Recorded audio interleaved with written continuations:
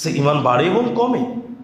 মানুষ যখন বেশি বেশি সৎকর্ম করে তখন ইমানটা বাড়ে, আর মানুষ যখন বেশি বেশি পাপকর্মের দিকে ধাবিত হয় তখন ইমান কমে।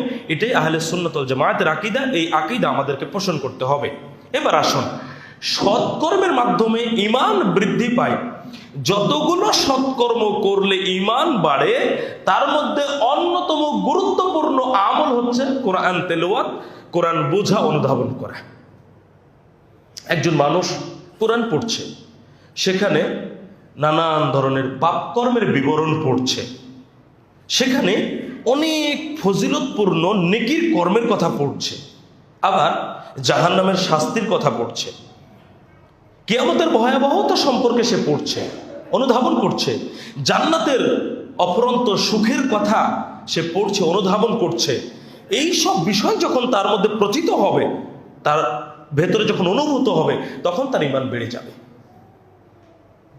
আল্লাহ সুবহানাহু ওয়া তাআলা এই কারণে বলছেন সূরা আনফালের 2 নম্বর আয়াতে, ওয়াইদা তুলিয়াত আলাইহিম আয়াতুহু যাদাতুহুম ঈমানা, মুমিনদের নিকটে কোরআনের আয়াতসমূহ পাঠ করা হলে তাদের ঈমান বেড়ে যায়।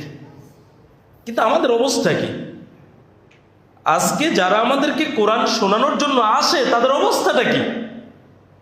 1 ঘন্টা লেকচার দিলে 2টা আয়াত হাদিস পাওয়া যায় না। কিভাবে ঈমান বাড়বে?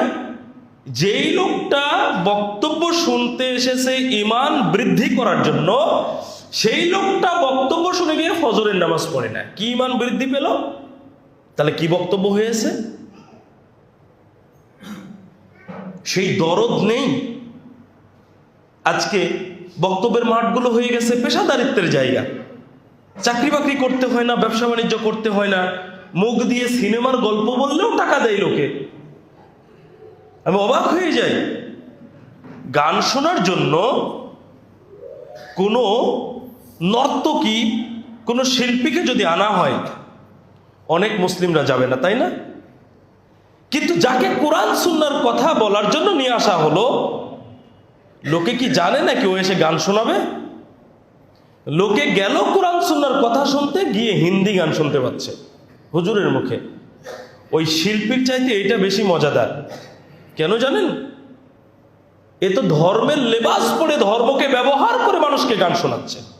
এখন আপনাকে যদি আমি প্রশ্ন করি, হুজুর নিজে গান শোনেও না, কিছুই করে না, হুজুরের সুর মুখস্থ হলো কি করে? গান মুখস্থ হলো কি করে? মানুষের ঈমান কি করে বাড়বে? অথচ তাকে নিয়ে আসা হয়েছিল কোরআনের কথা শোনার জন্য, হাদিসের কথা শোনার জন্য, যাতে করে মানুষের ওই আলাপ আলোচনাগুলো, কোরআনের আয়াত শুনে, হাদিস শুনে মানুষের ঈমানটা যেন বৃদ্ধি পায়, মানুষ যেন নিজেকে একজন ভালো মানুষ রূপে সমাজে প্রতিষ্ঠিত করতে পারে। এই কারণে তো আলেমকে নিয়ে আসা হয়েছিল। কিন্তু আলেম কি তার দায়িত্ব পালন করেছেন?